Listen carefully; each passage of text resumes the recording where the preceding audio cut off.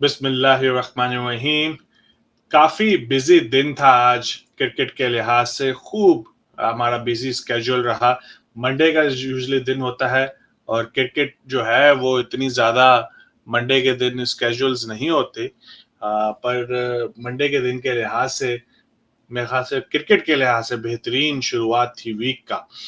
अ, आज हम काफ़ी चीज़ें हैं बात करने के लिए। तो सबसे पहले तो हम जो है ना पीएसएल के जो प्लेऑफ्स हैं उनके ऊपर बात करेंगे। क्या ज़बरदस्त 2 कड़ाकेदार मुकाबले हुए। पहले बड़े मुकाबले की बात करेंगे जिसमें से एक टीम आज कराची किंग्स घर को गई। कराची किंग्स वर्सेस पेशावर ज़ल्मी, उसके ऊपर बात होगी। फिर थोड़ी-सी पेशावर इस इसके अंदर हम इस जब इस टॉपिक पे बात करेंगे, थोड़ी-सी हम बाबर आज़म के ऊपर बात करेंगे। जब भी कराची किंग्स हारता है या पाकिस्तान हारता है, तो आप देखेंगे कि बाबर आज़म के कुछ हेटर्स जो हैं, वो निकल आते हैं और वो कहते हैं कि बाबर आज़म स्लो खेलता है, बाबर आज़म की स्ट्राइक रेट अच्छी नहीं है। तो ये सारी सिचुएशन इसके ऊपर बात करेंगे और मैं आपको नंबर से शो करूँगा, नंबर दिखाऊँगा। आज को मैं अकाउंटेंट हूँ, नंबर्स मुझे पसंद है, तो मैं नंबर्स शो करूँगा बाबर आज़म के और बाकी जो टॉप 4-5 जो हमारे पीएसएल के बैट्समैन हैं उनके, और फिर बताऊंगा कि कैसे बाबर आजम एक अलग ही क्लास में है नंबर वाइज बाकी बैट्समैन से। जब बाबर आजम खेल रहे हैं या वो है, लोग जो है ना जिसे कहते हैं ना घर की मुर्गी दाल बराबर, वो वाला साहब है। लोग उनको वो रिस्पेक्ट नहीं दे रहे जो बाबर आजम को चाहिए। नंबर्स आप देखें तो आपको लग पता चल जाता है कि बाबर आजम जो है उनकी अलग क्लास है। तो टॉप 5 पीएसएल के जो बैट्समैन हैं उनके नंबर देखेंगे, उसके ऊपर बात करेंगे। फिर बात करेंगे थोड़ी सी पेशावर जल्मी के ऊपर। क्राकेदार विन, जबरदस्त विन, उन्होंने डोमिनेट किया कराची किंग्स को। बॉलिंग में भी डोमिनेट किया। एंड में थोड़ी बॉल क्या कहते हैं ना, कराची वो परेरा थोड़ी मार लगा गए, दैट्स फाइन। लेकिन शुरू के 10 ओवर जो थे ना, खूब अच्छा डोमिनेट किया। पर फिर भी कभी भी मुझे नहीं फील हुआ कि कराची जो है ना पेशावर जल्मी ये मैच हार जाएगा। इवन दो एक अच्छा गुड स्कोर ठोक दिया था कराची किंग्स ने, फिर भी मुझे कभी भी फील नहीं हुआ कि पेशावर जल्मी ये मैच हार जाएगा। Peshawar Zalmi was always in it. और जारजाई की बहुत ही जबरदस्त बेहतरीन बैटिंग, इस लिहाज से। थोड़ी सी बात करेंगे हैदर अली इमाम, हैदर अली क्यों नहीं खेल रहा, ये वो सब कुछ। फिर बात होगी दूसरे मैच की, दूसरे बड़े मैच की। उसमें टीम एलिमिनेट नहीं हुई जो हारी इस्लामाबाद यूनाइटेड, अब उसका कल एलिमिनेशन का मैच है। पर मुल्तान सुल्तान क्या जबरदस्त परफॉर्मेंस दी है, उसके ऊपर थोड़ी सी बात करेंगे। और इस्लामाबाद यूनाइटेड के ऊपर थोड़ी सी बात करेंगे। वर्ल्ड यानी बिजी दिन चल रहा है, वर्ल्ड टेस्ट चैंपियनशिप भी साथ में लगी हुई है, उसके ऊपर भी हमें कमेंट देना लाजमी बनता है। भाई देखो, बड़ा मुकाबला तो वही है, सबसे बड़ा मुकाबला तो इस वक्त वही चल रहा है। उस पर अगर कमेंट ना दें तो ज्यादती होगी हम क्या कहते हैं वर्ल्ड टेस्ट की क्रिकेट के साथ। तो उसके साथ हम उसके ऊपर भी थोड़ा सा कमेंट देंगे हम एट द एंड। थोड़ी सी बात करेंगे पाकिस्तान के मिडिल ऑर्डर की, पाकिस्तान की टीम की बात करेंगे।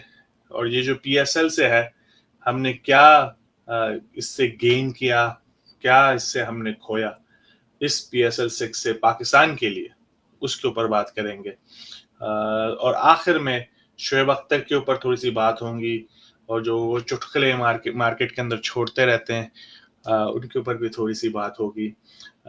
चलें, आज का क्या कहते हैं ना काम शुरू करते हैं। सबसे पहले जो है ना, थोड़ा सा पोस्टमार्टम कर लेते हैं कराची किंग्स का। और जब मैं कराची किंग्स को देखता हूँ ना, तो मुझे एक ही बंदा नजर आता है उसके अंदर, जो है ना आउट एंड आउट स्टार और out and out Karachi Kings के लिए काम कर रहा है और कराची किंग्स को जितवाने की कोशिश कर रहा है, वो है बाबर आजम। और जब मैं कराची किंग्स को देखता हूं तो मुझे एक ही बंदा नजर आता है जिसपे आउट एंड आउट तनकीद एंड आउट क्रिटिक हो रही है, वो है बाबर आजम। मुझे समझ नहीं आती ये क्यों, वो डिजर्व क्यों करता है ये तनकीद को। अगर कराची की आप टीम देख लें तो कराची की जो टीम है ना, उसके अंदर 4-5 स्टार्स हैं। पर चार उन किसी ने भी इस पीएसएल 6 के अंदर ना परफॉर्मेंस नहीं दी, सवाए बाबर आजम के।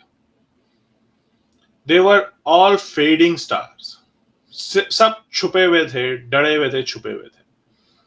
क्या शर्जील खान ने परफॉर्मेंस दी? अभी हम उनके शर्जील खान के भी नंबर देखेंगे और देखेंगे क्या शर्जील खान ने परफॉर्मेंस दी। मैं कहूंगा बिल्कुल नहीं। इमाद वसीम कैप्टन, इमाद वसीम के भी नंबर देखेंगे, क्या इमाद वसीम ने अच्छी परफॉर्मेंस दी? मैं कहूंगा बिल्कुल नहीं। इमाद वसीम तो पहले इस हाफ में छुपे रहे और बैटिंग से तो उन्होंने, जिसे कहते हैं ना, कख भी नहीं किया। जो होता ना, कुछ किया हो तो थोड़ा सा हो, बैटिंग से उन्होंने कख भी नहीं किया। और बॉलिंग के अंदर पहले हाफ जो थे, जो पाकिस्तान में और था, उसमें वो छुपे रहे, उन्होंने बॉलिंग ही नहीं की रही इतनी ज्यादा। दूसरे हाफ में थोड़ी बॉलिंग कराई, पर इतना ज्यादा कोई इम्पैक्ट, इसे कहते हैं ना, बॉलिंग के अंदर नहीं किया। और गुप्तल की बात करेंगे भाई, मैं कहता हूँ भाई गुप्तल को ना, इनको पैसे नहीं देने, इनको ना आपने ना आटा देना पेमेंट के तौर पे, और कहना भाई जो तू काम किया है तेनू तेनू आटा ही चाहिए, तेरे लिए काफी है, और उससे ज्यादा नहीं आपका ना डिजर्व करते। और आमिर, आमिर देख लें, सुपरस्टार जो है आमिर, आमिर की बॉलिंग देख लें आप। सेकंड हाफ जो था पीएसएल का, उसमें उन्होंने आज अपनी पहली विकेट ली है, एक विकेट लिया।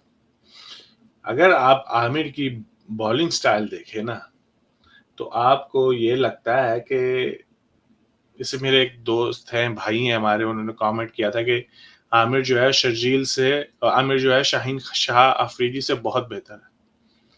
मैं सोच रहा हूँ शाहीन शाह अफरीदी वो हर वक्त जो है ना विकेट लेने के चक्करों में, विकेट विकेट विकेट विकेट, जब भी उसके हाथ में गेंद, उसके पास प्रेशर है कि भाई विकेट लेनी है, हर वक्त विकेट लेने के चक्करों में।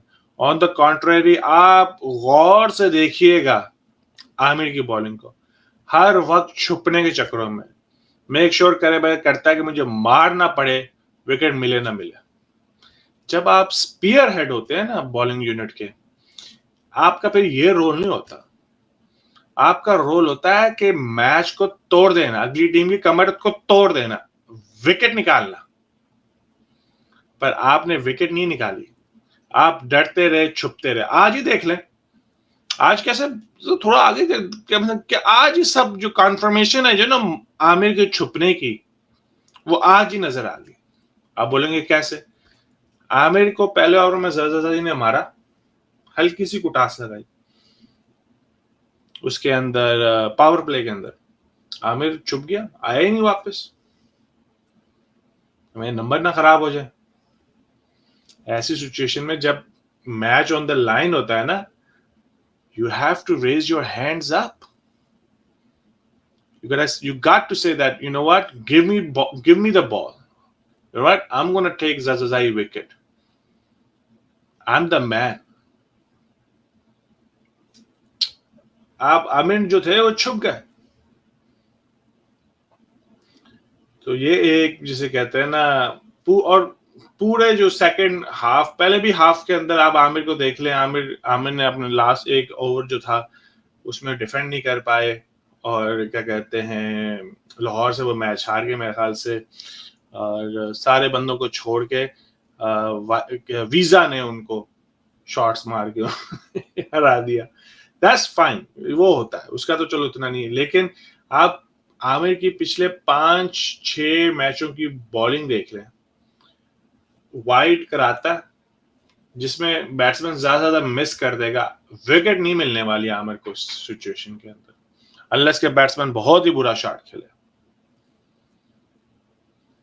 डर के, छुप के, यॉर्कर्स है ही नहीं आमिर के पास, स्विंग तो उधर होती ही नहीं, लेकिन कोशिश तो करे।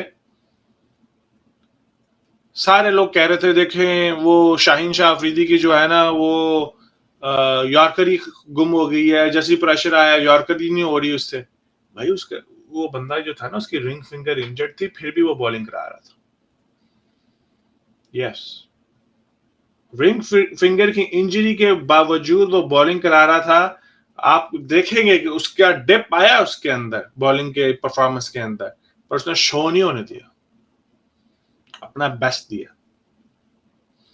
ऑन द कॉन्ट्रेरी, और जब भी देखें शाहीन शाह अफरीदी को, जब भी देखें विकेट ढूंढने की कोशिश करता रहता है, मुझे विकेट मिले, मुझे विकेट मिले, मुझे विकेट मिले।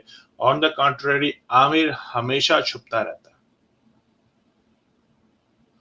सो ये तो थोड़ी आमिर के ऊपर बात थी। चलें जो मेन चीज थी उसके ऊपर बात करते हैं, बाबर आजम के ऊपर। बाबर आजम की हम आपको थोड़ी सी,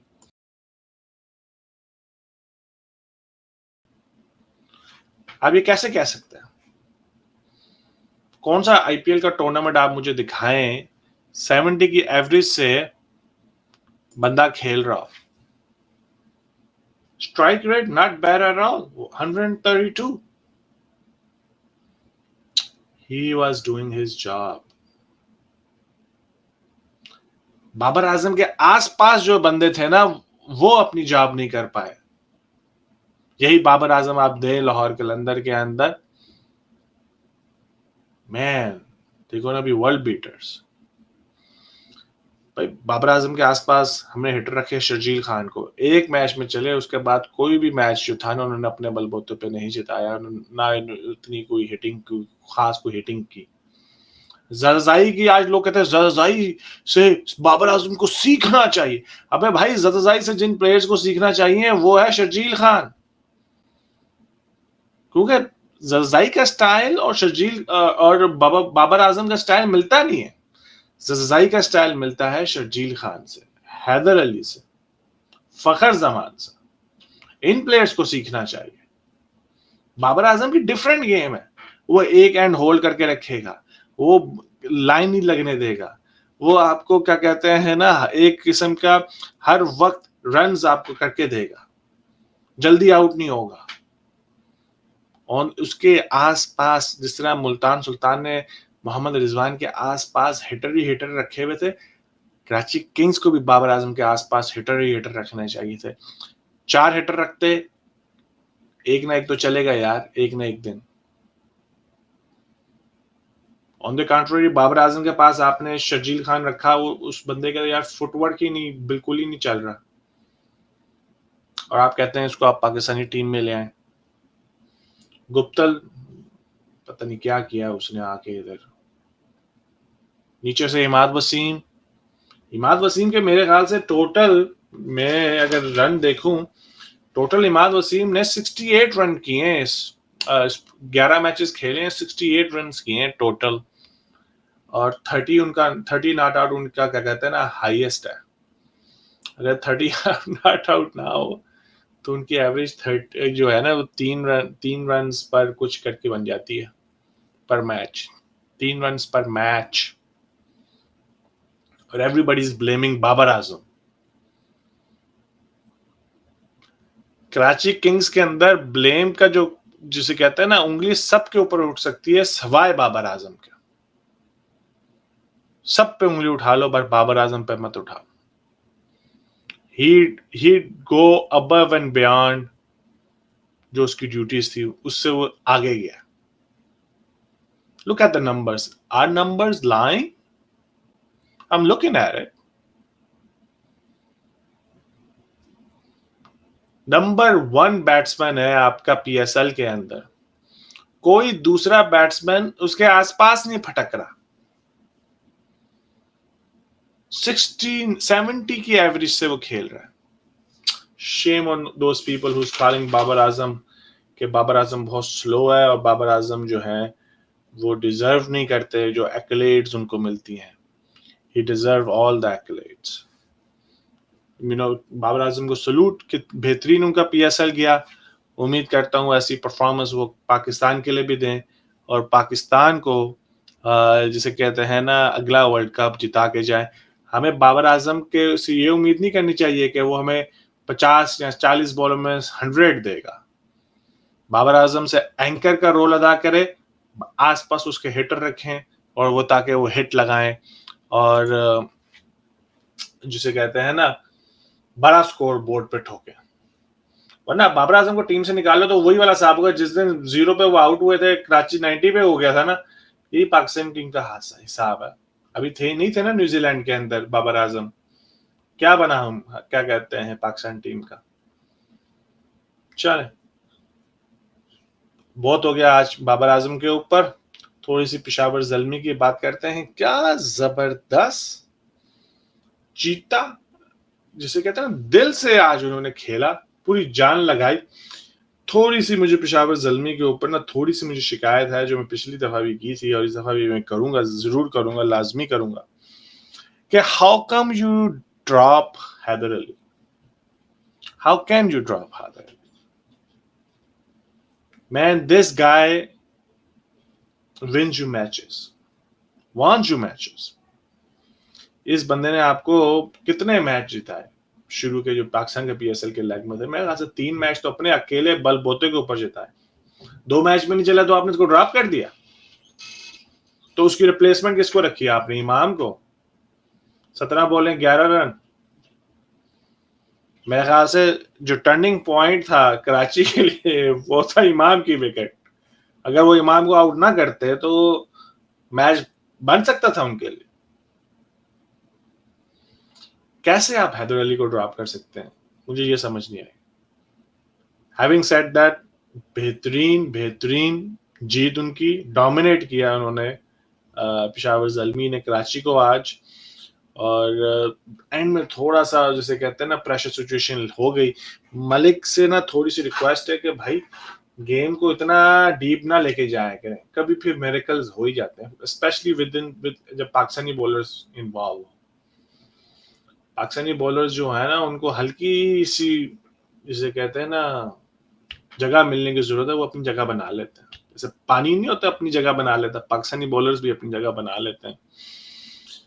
तो हमने वैसे नोटिस भी किया, जैसे हो भी गया था ऑलमोस्ट, कराची जो था आखिरी ओवर्स में ऑलमोस्ट अगर कैचेस हो जाते, तो पक्का तो नहीं कह सकते, लेकिन ऑलमोस्ट कराची ने, जिसे कहते हैं ना, परेशानी डाल दी थी और दुआओं के हाथ उठवा दिए थे पेशावर ज़ल्मी के। इसलिए शोएब मलिक से गुजारिश है कि इतनी भी कैलकुलेशन ना किया करें और बिल्कुल एंड पे ना लेके जाए करें। थोड़ा 1 ओवर पहले ही मैच जो है ना उसको खत्म करने की कोशिश करा करें। वो मैं देख रहा था, वो इमाद वसीम को इतनी उन्होंने रिस्पेक्ट दी, 4 मेरे ख्याल से उनकी बॉलें जो थी उन्होंने ऐसे करके रोक ली। भाई बॉलें बहुत बढ़िया, 8 रन की एवरेज आ रही है, उन्होंने हद से ज्यादा रिस्पेक्ट दी इमाद वसीम को। पर दैट्स फाइन, पर इतना लेट इतना ना लेके जाया करें। पाकिस्तानी बैट्समैन प्रेशर झेल नहीं सकते और पाकिस्तानी बॉलर जो हैं वो अपनी जगह बना लेते हैं और कहीं ना कहीं से मैच निकाल देते हैं। Having said that, let's talk about the other match. Multan Sultan, क्या ये टीम जो है ना, मेरे ख्याल से क्या ही जबरदस्त टीम है। राइट टाइम पे पीक किया इस टीम ने, राइट टाइम पे पीक किया। थोड़ा सा मैं इनसे ना रंजीदा था पिछले मैच के अंदर, इन्होंने ना बस, जिसे कहते हैं ना, जीत के लिए नहीं खेले, बस नजदीक गए। उन्होंने कहा कि बस जल्द हार भी जाए तो कोई मसला नहीं, बस अपनी नंबर 2 पोजीशन नहीं छोड़नी, और इतनी जान नहीं लगाई पिछले मैच के अंदर। बट इस मैच के अंदर उन्होंने दिखाया भाई कि हमको भी हल्का नहीं लेने का। बेहतरीन परफॉर्मेंस दी। उनका बॉलिंग यूनिट जो है ना बड़ा ही तगड़ा है। धानी, तनवीर, तनवीर जो था पहले हाफ के अंदर तो ना बिल्कुल ही खत्म मुझे लगा कि अब तनवीर जो है ना खत्म, उसके गोडे गिट्टे, मुझे लगा ही नहीं कि इस बंदे के अंदर अब कुछ है, कुछ देने के लिए। मेरे ख्याल से इन तिलों में से तेल निकल गए और अब कुछ भी नहीं बचा तनवीर के पास। पर तनवीर ने सेकंड, लगता है यूएई में उनको ज्यादा मजा आता है सेकंड हाफ में। जबरदस्त परफॉर्मेंस दे रहे हैं तनवीर। जिसे कहते हैं बीच में इनको गैप मिला है, शायद उन्होंने अपने आप ऊपर काम किया है, कोई वैरायटी जो है उनके ऊपर काम किया है, कुछ थोड़ी मेहनत की है या कोई रेस्ट लेके आए, जो भी है। तनवीर जो है वो डिफरेंट बॉलर लग रहे हैं, जिसे कहते हैं ना, सेकंड हाफ के अंदर, पहली एपिसोड के अंदर पीएसएल के अंदर तो उनको तो बच्चा बच्चा मार रहा था और उन्होंने भी अपने हाथ खड़े कर दिए थे यूं कि भाई मुझसे नहीं हो रही बॉलिंग। सच्ची जो बात है। थोड़ी इस्लामाबाद के ऊपर भी बात कर लेते हैं। इस्लामाबाद ने डिसअपॉइंट किया मेरे ख्याल से उनको जीत जाना चाहिए था आराम से, जिस तरह, क्योंकि स्ट्रांग टीम है और जिस तरह से उनका, जिसे कहते हैं ना, लीग मैचेस में जो चल रहे थे। हैविंग सेड दैट, अगला मैच है उनके पास, एक और चांस है टॉप करने का, एक फायदा है। पर एक चीज जो है ना, उनको अपना बैटिंग जो लाइनअप है उस पर थोड़ा सा ना देखना चाहिए दोबारा अपने आप को। शादाब को इतना ऊपर भेजने की क्या ज़रूरत है? 4 नंबर पे आके कुछ कर तो नहीं रहे। आज भी 0 पे आउट हुए हैं, पहले भी आके 4-3 पे आके उन्होंने इस पीएसएल के अंदर कुछ भी नहीं किया। हम शादाब की रिग्रेशन देख रहे हैं, प्रोग्रेशन नहीं देख रहे। कुछ भी नहीं किया शादाब के अंदर, इस पीएसएल के अंदर। तो इस शादाब जो है उसको नीचे कर दें भाई। You have better players, you have better batsman. Shadab को नीचे रखें। अच्छे बैट्समैन, अच्छे प्लेयर्स जो है, आसिफ अली, इफ्तिखार जो है मेरे ख्याल से वो नंबर 4 पे ज्यादा बेहतर है। इफ्तिखार को ऊपर करें, आसिफ अली को ऊपर करें, फिर उसके बाद शादाब आए, दैट्स फाइन। बट मैं तो कहता हूँ फहीम अशरफ उसके बाद आना चाहिए, हसन अली आना चाहिए, फिर शादाब आना चाहिए, जिस तरह की उसकी फॉर्म लगी हुई है। आप कहते हैं ना चलो यार बैटिंग लंबी है इतनी, क्या होगा शादाब नीचे से आउट हो जाए ऊपर से, बात एक ही। लेकिन बात है भाई, वो 4 जब खिलाड़ी आउट होते हैं ना तो लगता है 4 खिलाड़ी आउट हो गए, वो विकेट का प्रेशर आता है। तो हैविंग सेड दैट, शादाब जो है ना उनको मेरे ख्याल से इतना ऊपर बैटिंग करने की कोई जरूरत नहीं है। चलें लास्टली पाकिस्तान के ऊपर भी बात कर लेते हैं। ये इस पीएसएल से हमने क्या निकाला, क्या हमें मिला। मेरे को तो इस पीएसएल के जब मैं देखी है बहुत गौर से, तो मुझे तो डिसअपॉइंटमेंट ही डिसअपॉइंटमेंट मिल रही है, इतनी ज़्यादा खुशियां नहीं मिली। अगर आप देखें जाएं तो हम पीएसएल की बात करें तो हमारी पाकिस्तानी टीम के जो प्लेयर्स हैं वो बिल्कुल ही out of colour, out of form लगे, और सबके अंदर रिग्रेशन दिख रहा है, प्रोग्रेशन नहीं दिख रहा। बेहतर नहीं हो रहे, बल्कि वो पीछे जाते जा रहे हैं। शर्जील खान मेरे ख्याल से टॉप 4 में डिजमल परफॉर्मेंस दी है, लेकिन बैटिंग के लिहाज से टॉप 4 में। हैदर अली, प्रोग्रेशन नहीं हो रहा उनका, रिग्रेशन हो रहा है। बैंक के साथ आए थे, अब आहिस्ता आहिस्ता अवाम को डिसअपॉइंट करते जा रहे हैं। हैदर अली के साथ किसी को बैठ के हैदर अली के गेम प्लान के ऊपर काम करने की जरूरत है। Give him a game plan, he will do wonders for you. That kid has talent. Azam Khan, कोई मुझे बड़ी उम्मीद थी कि वो अपने बलबूते के ऊपर कोयटा ग्लैडिएटर को 2 से 3 मैच जितवाएंगे कम से कम। उन्होंने तो एक मैच भी नहीं जितवाया कोयटा ग्लैडिएटर को अपने बलबूते के ऊपर। इनका बहुत ही बुरा पीएसएल गया आजम खान का, और इतने ही बुरे पीएसएल के ऊपर पाकिस्तान के लिए पिक कर गए। जिस बंदे का बहुत अच्छा गया उसको पिक नहीं किया, उसके ऊपर भी बात करते हैं। फखर जमान देखा जाए, वो बात वही है कि साउथ अफ्रीका की बाउंसी पिच है, उनका हाई आर्म है, वो जो हाई लिफ्ट है बैट की, वो उनके आंख में गेंदें आती हैं, वो मारते हैं उधर साउथ अफ्रीका में। उनका जैसे कहते हैं ना बल्ला चलता है। पाकिस्तान के अंदर बाकी दूसरी जगहों पे अंदर पता नहीं फखर जमान कुछ गुम से हो जाते हैं। जहां विकेट के अंदर बाउंस होगा ना वहां फखर जमान चलेगा, ये मैंने नोटिस किया। आप देख रहे हैं साउथ अफ्रीका में इतनी अच्छी उनकी वो लगी हुई थी फॉर्म, लेकिन जैसे ही साउथ अफ्रीका से बाहर गए फखर जमान की जो फॉर्म थी वो डिंडोल कर गई। बहुत डिसअपॉइंट किया, बहुत ही डिसअपॉइंटिंग उनका पीएसएल गया लाहौर कलंदर के लिए। Mohammad Hafeez, another disappointment. ये सारे जो मैं बैट्समैन आपको गिनवा रहा हूँ ना, ये एक्चुअली में कंटेंडर है पाकिस्तान के लिए खेलने के लिए, मतलब कि ये ऑलरेडी सिलेक्ट हो गए, लास्ट मैचेस इन्होंने खेले। अब कोई आएगा तो इनको रिप्लेस करेगा। ये ऑलरेडी खेल रहे हैं, ऑलरेडी सिलेक्ट है।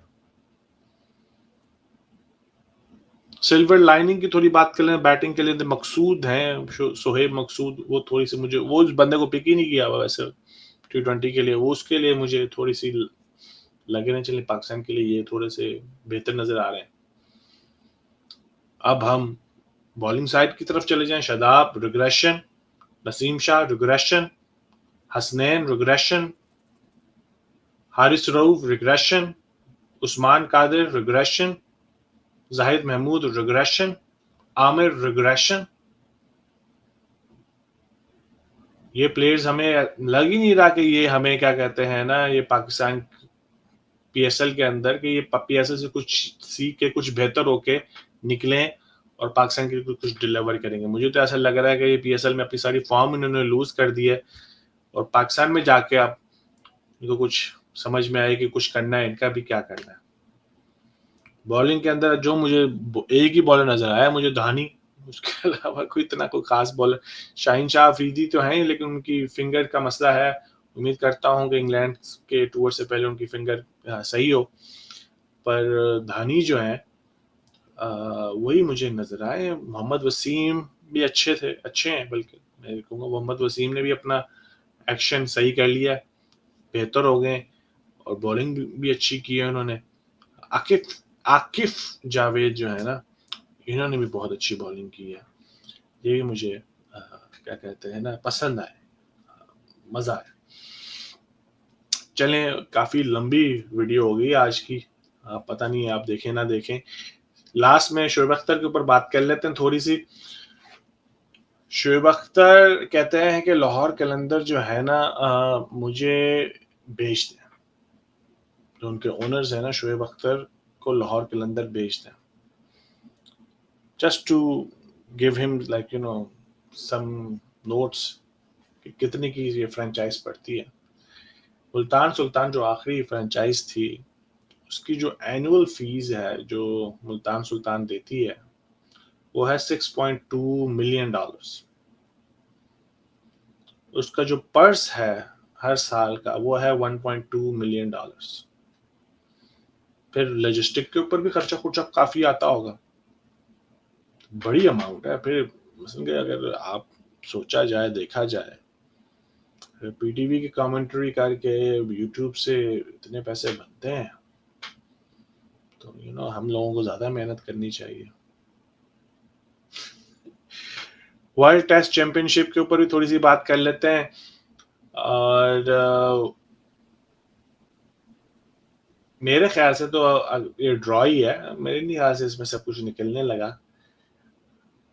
आउटसाइड चांस अब सिर्फ एक ही टीम का रह गया, वो है न्यूजीलैंड, अनलेस इंडिया कोई मिरेकल ही करे। यानी कि आज सारा दिन खेल होगा। अगर मिरेकल करके इंडिया जल्दी आउट कर ले उनको, फिर बैटिंग करे और उनको स्कोर दे, चांस तो नहीं लेगा ना इंडिया कि वो मतलब कि इतना थोड़ा सा स्कोर है, 200 स्कोर करके कल उनको बोले कि भाई जाओ इसको कर लो, तो चांस, ये तो चांस लेने वाली बात है। I don't think they will take that chance.